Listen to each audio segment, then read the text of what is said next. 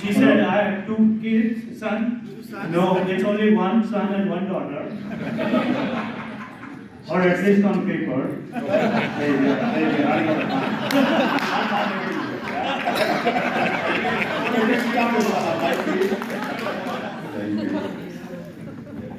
Anyway, good evening. It's a great honor to share the stage with the 3 remarkable entrepreneurs.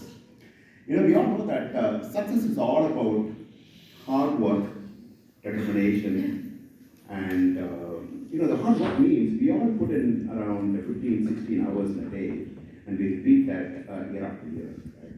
And but when I interviewed them, I found out success is not what you have, success is what you are.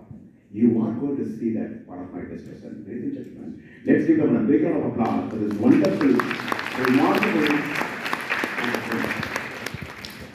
So my first question is going to be, I hear that you all 3 had a successful life before starting this company, correct?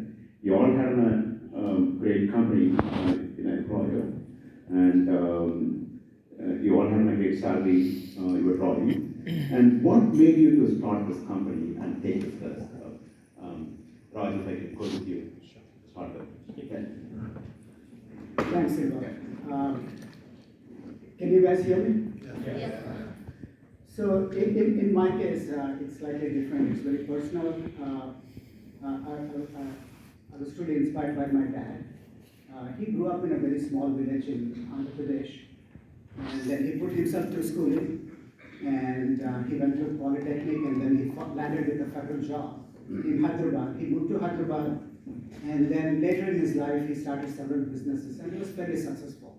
So I saw him starting businesses, and we grew up in that environment. And for me, not having a business was not an option. So I always wanted to start a business. That was my answer to the visa question in Chennai Embassy when they asked me what am I going to do, right? So I came here. We all went through that. So when I came here, I think not having a business was not an option. So however, I started working for large businesses. And when I worked even for large businesses, wherever I went, I always conducted myself as Raj Incorporated, right? So I always thought myself as a company by myself, and I was providing services, I was picking up tools.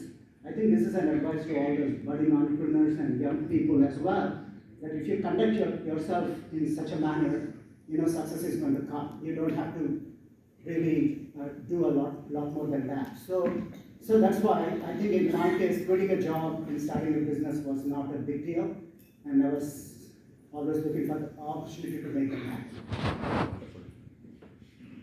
So, first of all, let me thank all of you for coming here today. It's a great audience, and I know we 4 are keeping you guys away from the food, so we'll be mindful of that. Secondly, if you guys don't know, I am a Marwadi.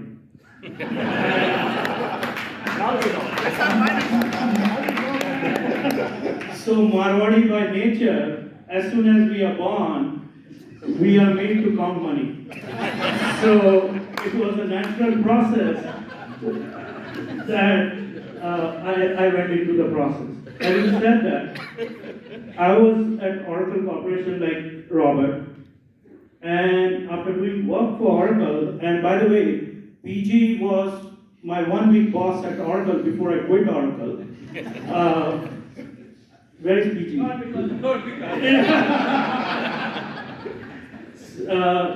So I always thought that being a big fish in a small pond is always better than a small fish in a big pond, and that was my motivation. And plus, anybody who grows a family here, a small family, and with 2 kids, the cost of living, you always think that, hey, you know what, with the salary you can't survive. So the drive was there to start a business, and being a Marwadi came naturally to me. Thank you for letting us know that you are Marwadi. I was respecting you until now.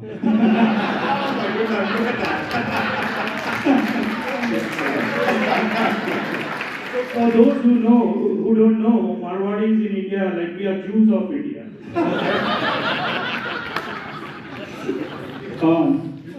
In my case, I always wanted to start my business. And I did my chemical engineering in India, and I did the chemical engineering here at University of Maryland. So I always wanted to start a business. Obviously, being a chemical engineer, I wanted to start a chemical factory or something like that. But in our family, I was kind of thinking, what's the best way to do, because I got admission at the University of Maryland, full scholarship and everything. And one of my close relatives said, if you want to do business, America is the place to do business. So that's one of the reasons I came to this country. After graduating from University of Maryland, I worked for NASA. And after that, I started, doing consulting, and then I found an opportunity. I said, I got to start the business here. So that's how I always wanted to start a business. So that's how. Oh, wonderful. Is it okay? I know it's all open work. Is it okay for you guys to share? What was the revenue at the time of stay, and what was your backlog revenue, and what was your BD sales revenue? And if that's okay with you, Raj, let's start with you. So it gives a big picture for all of us. Sure. In 2020, the year before we sold, our revenues were $100+ million.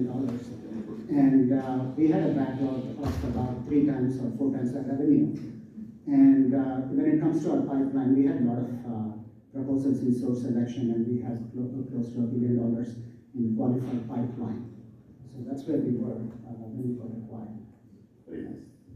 For me, we were about 180+ million, and our awarded contract, which is a backlog, was over 600 million, and we had just won one of the single award from CISA on full and open, which was 350 million. So anybody who is scaling up, and you'll hear from all of us, you guys want to be in full and open space. That's what gets you the maximum bang for your buck. But In fact, that's going to be the next question. okay. So one of the gentlemen asked, how do I grow? Man, all of us can tell you, and some of the panelists who are here, including Robert, he may say that okay, compensation makes things go, but he puts in a lot of work, and you are not going to get anything with hard work. So, gentleman, if he's still sitting there, he has to work 18 hours a day and also night in some cases. So in my case, as Sandesh was saying, it's what kind of revenue we have. Is it full and open, small business, set aside, and whatnot? In my first company, AC Technologies, actually I sold the company before I even graduated from Intake.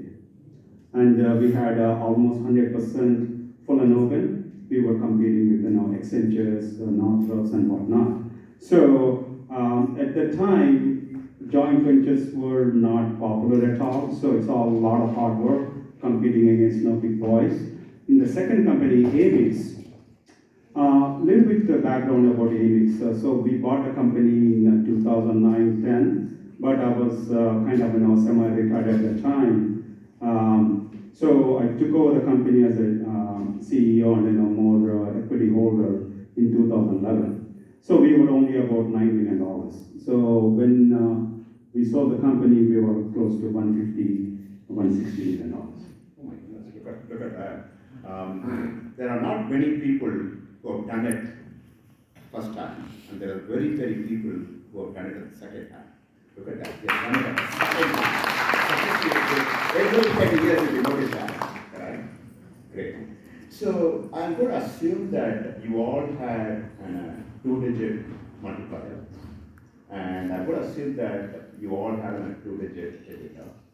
And how did you do that? Because the normal IT services right now cannot fetch more than 6 or 7. If I can stretch, I can probably bring it to 8 or 9 multiplier. How did you guys get to that double-digit multiplier? Raj, if I can go with you, please. Okay, I'm going to start that. And so it's like selling anything else, right? So 2021 was a great year to sell your business. Evaluations were historically high. So there are a lot of comparables, right, in terms of the market conditions.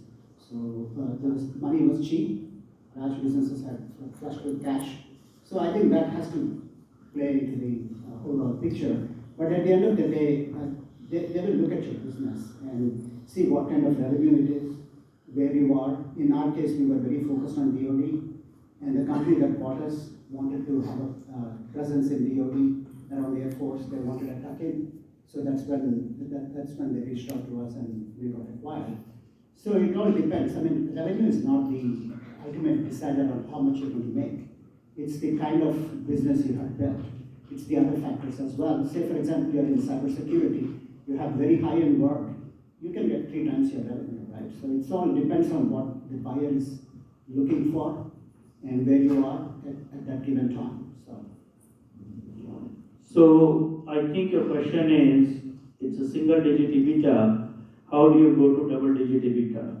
And believe me, unless you are in double digit EBITDA, you're going to find it very hard to sell your business. So how do you get to double digit EBITDA? First is, you got to be efficient. I hear a lot of people think that hiring a BD folk is going to get you more business, and that's not true. I also heard from someone, like whose example that Smita was giving, you got to hire people who can do soups to nuts, basically do multiple jobs for you. You can't have a lot of the small business things, they need to have a BD shop, they need to have a pipeline shop, they need to have analyst, they need to have pricer. You are that person, basically. So the more efficient you are, it all adds up in your double-digit growth. So look for ways to cut unnecessary staff.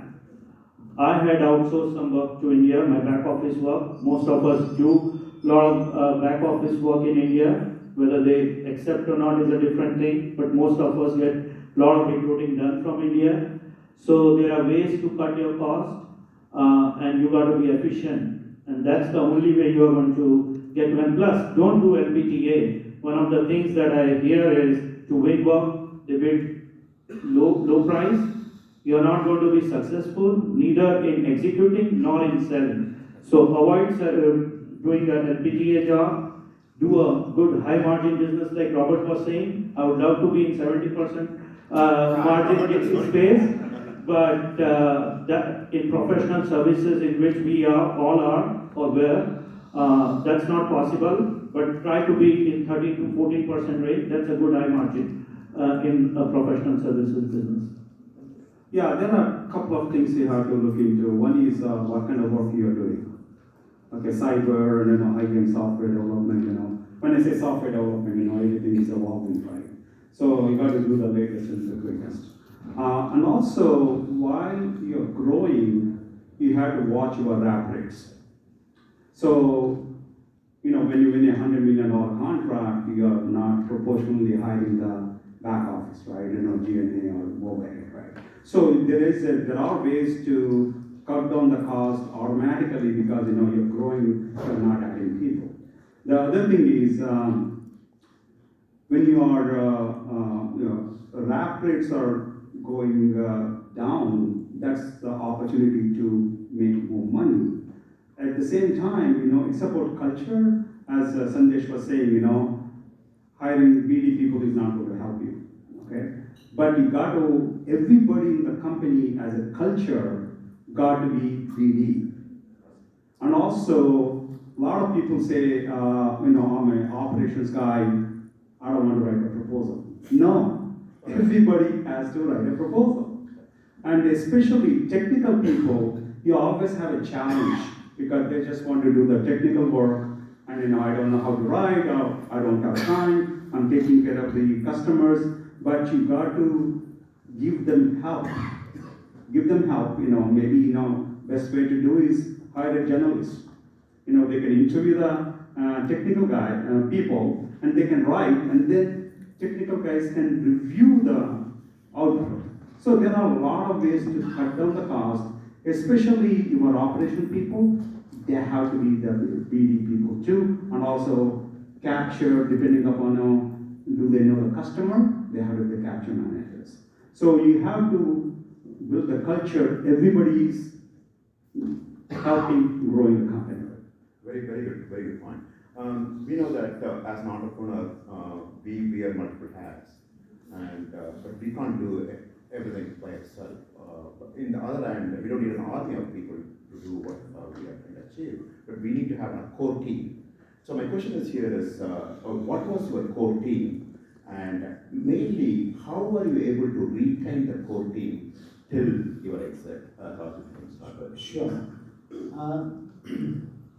I would say that core team will change depending on where you are in your life cycle. When we were small, we had a set of team members, but they changed as we grew to full and open. When we were exiting, we had a team of 5 that were part of the core team. They were around growth, finance, operations, and the way we first and foremost, we put them only like about 3 or 4 years before our exit. And most of these people that came to us, they were very motivated. They were willing to put their skin in the game. They had a compensation plan. They had a bigger compensation plan. We also had a CIC plan, so they were willing to participate in the exit. So The CIC is nothing but a change in control. it's a change in control plan. Other people have other types of phantom stock, but in our case, we had a CIC plan. But again, we had the total compensation plan. We had base salary, incentives, and all the other good stuff. That's how we were able to retain. Okay. Sandesh, So- Your question is about retaining, and I'm going to borrow what Robert said earlier. You got to give the carrot, and the carrot has to be expensive carrot for them to keep working for you and not leaving you. Most of my top level employees were with me for 13, 14 years until I did an exit, and during an exit, I had to give 3 times the carrot for them to stay there for 3 years. But you know what? I wanted peace in life, and I got it, and those guys are stuck. We are now worried. So in my case, at the first company, I hired mostly technical people. And they were very young, like 30 years old, 32 years old. They all also, just started having the family life. So they stayed with me, and also they helped me with big contracts. The way we won in the first company is pure technical.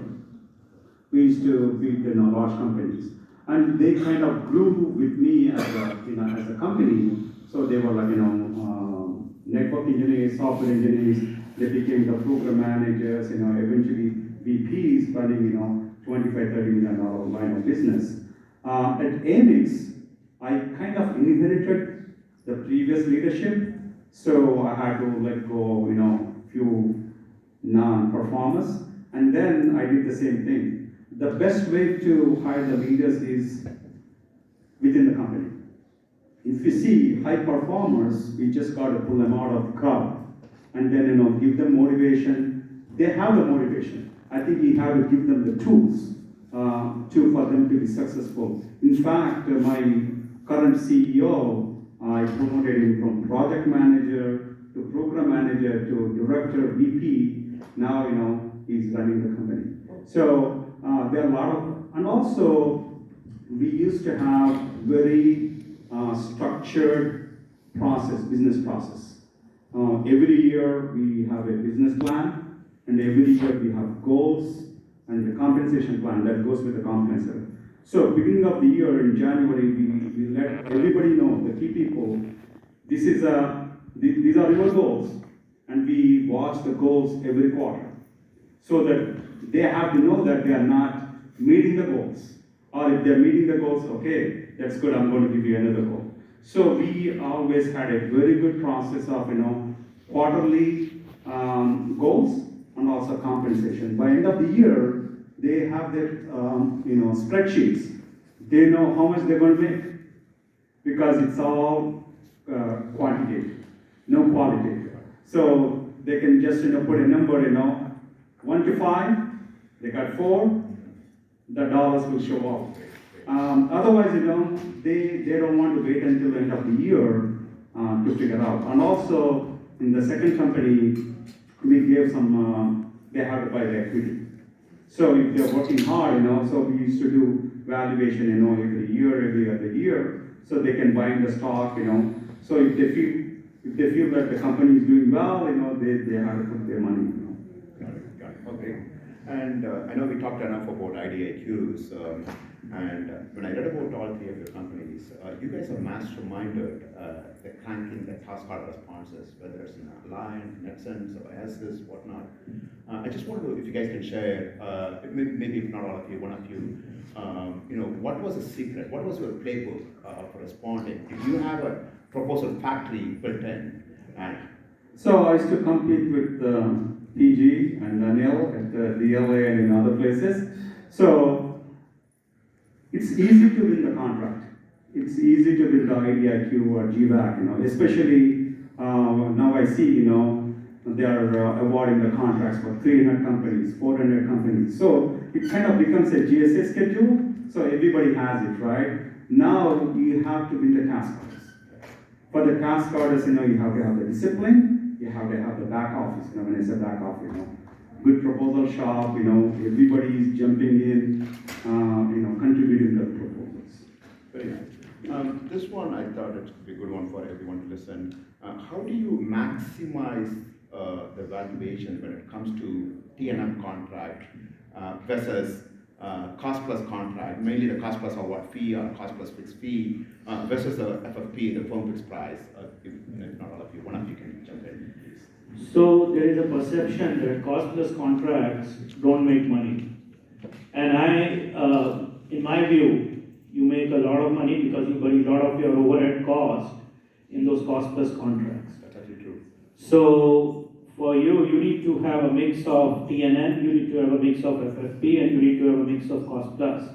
When you have firm fixed price contracts, let's say you bid, for example, 30% job, at any given point in time, you're not going to be 100% staff, right? And that's a practical reality, whether we like it or not, whether we say it or not. I say it the way it is.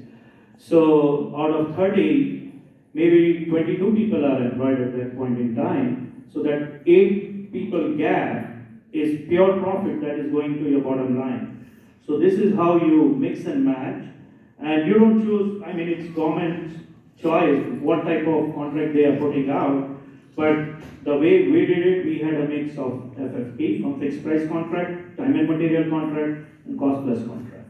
Thank you. So we had the same, so we had the same combination, T&M, cost plus, and firm fixed price.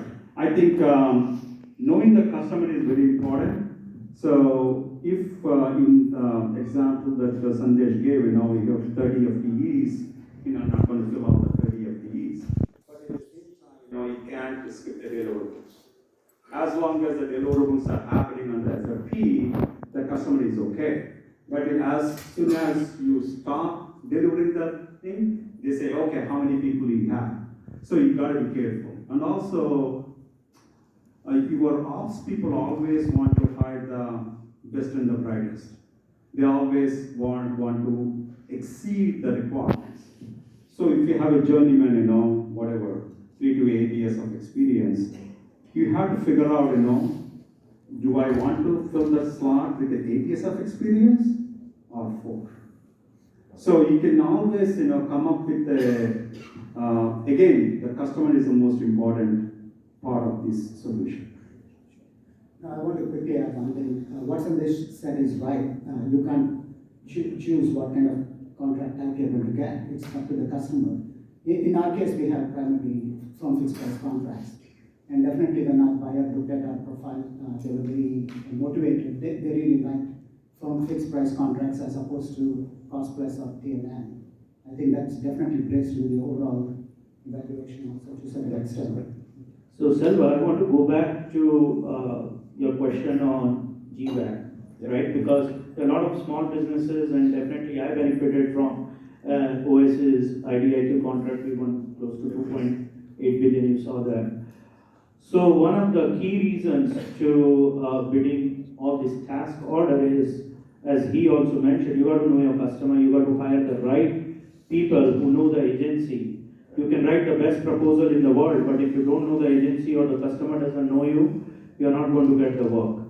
So try, whenever you are trying to hire people or try networking into those agencies. There are a lot of events you guys can go out, and just don't, you will get lucky maybe once in a while that you throw a proposal and you win it, but normally you got to know a customer before you can throw a proposal out. Right, okay. And this one is very, one of the good one. Again, maximizing the valuation. I know we talked about innovations and other things, but I wanted to particularly talk about IPR. Right? I hear that there's a tremendous valuation when you spend your money developing IPR. For example, Booz Allen, the revenues are $10 billion. Right? They spend $100 million a year, and their currently market cap is at 24 billion, 2.5 valuation. Correct? Same thing with Accenture, $16 billion revenue. They spend almost $1 billion on IPR, and their valuation, market value is at 210, right? Almost a 14 to 16% of the revenue, right? Now take about Palantir. Palantir is at $2 billion, right? They spend a lot of their money on IPR. If you see, their valuation is at $82 billion, right? 41% of the revenue. So what it says is basically spending wisely your money on building IPR can tremendously help your valuation. You guys have shared some experience on that. So we didn't have much IP at all, to be honest with you. So it's all services, right? You know, the customer wants IP. So I want to add to that. In our case also, we were a services business, but we had a solutions and services group where we owned some IP. We had some patents as well. I've heard some people say that.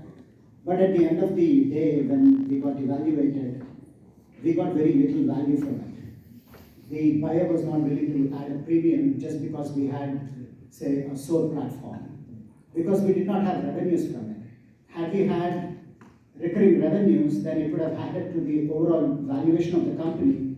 But just because you have a IP within your organization, you pour money into it. I would love to pour money into it because I'm a technologist.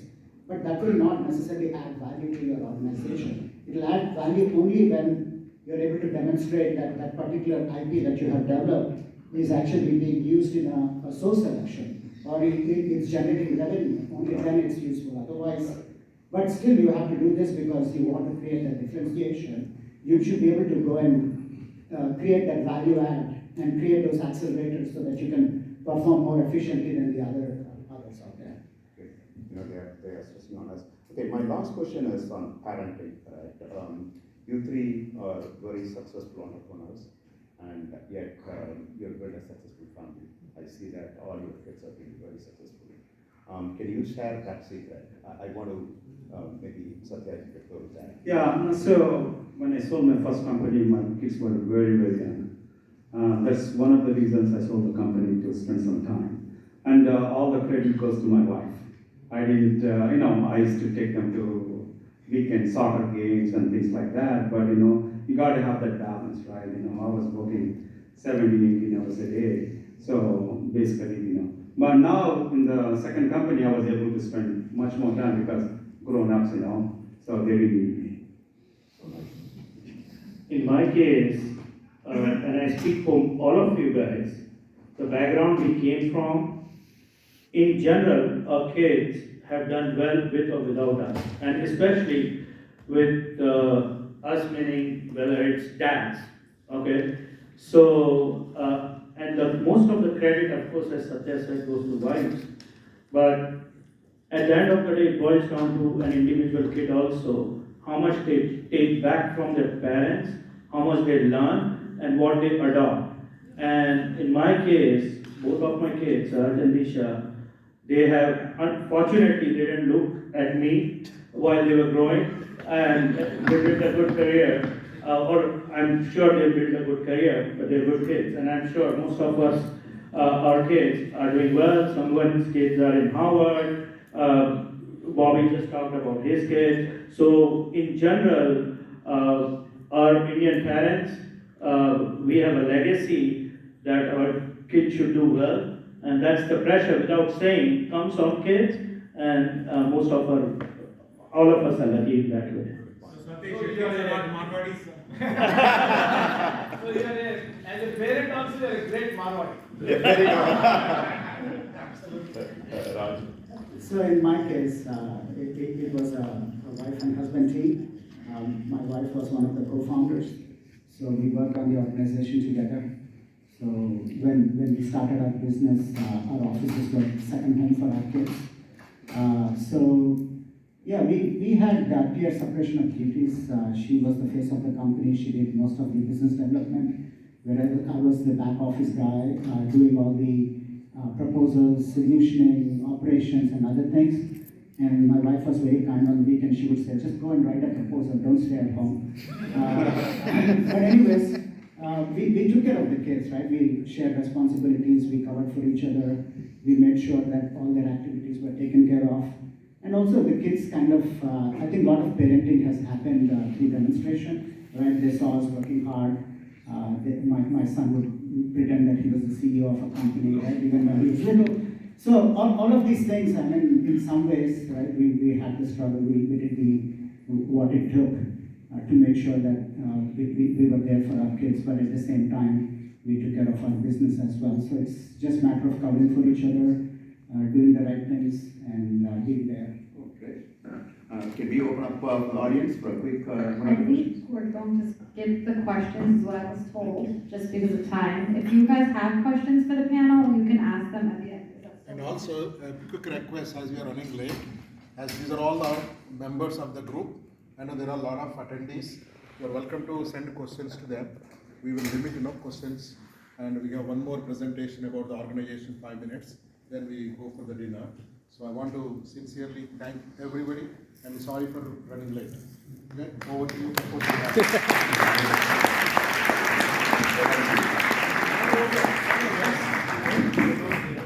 So, just 5 more minutes.